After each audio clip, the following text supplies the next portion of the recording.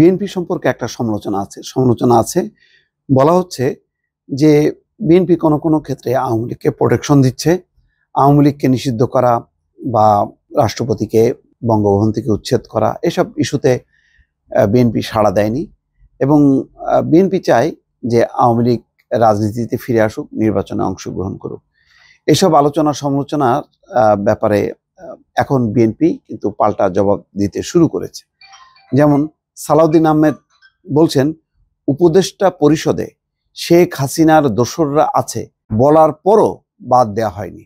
তার মানে পাল্টা অভিযুক্ত করছে সরকারকে সালাউদ্দিন আহমেদ, যে তারা চায় যে দোসরদেরকে বাদ দেওয়া হোক, আইনগতভাবে নিষিদ্ধ করা হোক আওয়ামী লীগকে, কিন্তু সরকার সেটা করছে না। এটা একটা নতুন একটি বিষয় তিনি নিয়ে আসলেন, যে উপদেষ্টা পরিষদে শেখ হাসিনার দোসররা আছেন, বিএনপি থেকে বলার পরও তাদেরকে বাদ দেওয়া হয়নি। এভাবে প্রশাসন থেকে সর্বত্র গুরুত্বপূর্ণ জায়গায় ফ্যাসিবাদের দোসররা বসে আছে। কিভাবে সফল হবে সরকার তা অনিশ্চিত। বুধবার জাতীয় প্রেস ক্লাবে জাতীয় ঐক্য এবং বর্তমান বাস্তবতা শীর্ষক আলোচনা সভায় তিনি এই কথা বলেন। বিএনপি নীতি নির্ধারণী পর্যায়ে এই নেতা আরো অভিযোগ করেন, অন্তর্বর্তী সরকারের গতিশ্লথ, কি সংস্কার করবে তা বোধগম্য নয়। বিচার বিভাগের একজনেরও জবাবদিহিতা নিশ্চিত করা হয়নি। নিশিরাতের আদালতের কারো বিরুদ্ধে কোনো ব্যবস্থা গ্রহণ করা হয়নি। আওয়ামী লীগের অনেকে জামিনে বের হচ্ছেন, সেই নিশিরাতের বিচারকরা জামিন দিচ্ছে। সরকারের উদ্দেশ্যে সালাউদ্দিন আহমেদ বলেন, আইনি পদক্ষেপ না নিয়ে আওয়ামী লীগকে কয়দিন পুলিশ দিয়ে ঠেকিয়ে রাখবেন। সরকার স্ববিরোধী অবস্থানে, এমনটা দাবি করে বিএনপি নেতা আরো বলছেন, আওয়ামী লীগের রাজনীতি নিষিদ্ধ করার কথা বললেও সরকার কোনো পদক্ষেপ নিচ্ছে না। গণহত্যা এবং মানবতা বিরোধী অপরাধের জন্য আওয়ামী লীগের সাংগঠনিকভাবে বিচারের দাবি জানাচ্ছে বিএনপি।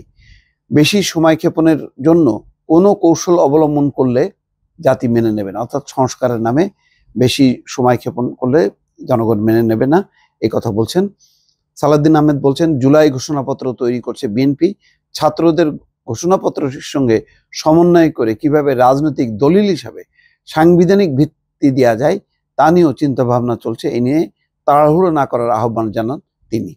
অর্থাৎ বিএনপিকে বলা চেষ্টা চলছে যে তারা আওয়ামী লীগকে সহযোগিতা করছে কৌশলে, যাতে আওয়ামী লীগ আবার রাজনীতি করতে পারে। এবং কেউ কেউ বলছেন যে ভবিষ্যতে এমনও হতে পারে যে ইউনূস সরকারের বিরুদ্ধে যদি আন্দোলন করতে হয়, সেক্ষেত্রে তারা সঙ্গী হিসেবে আওয়ামী লীগকে বেছে নিতে পারে।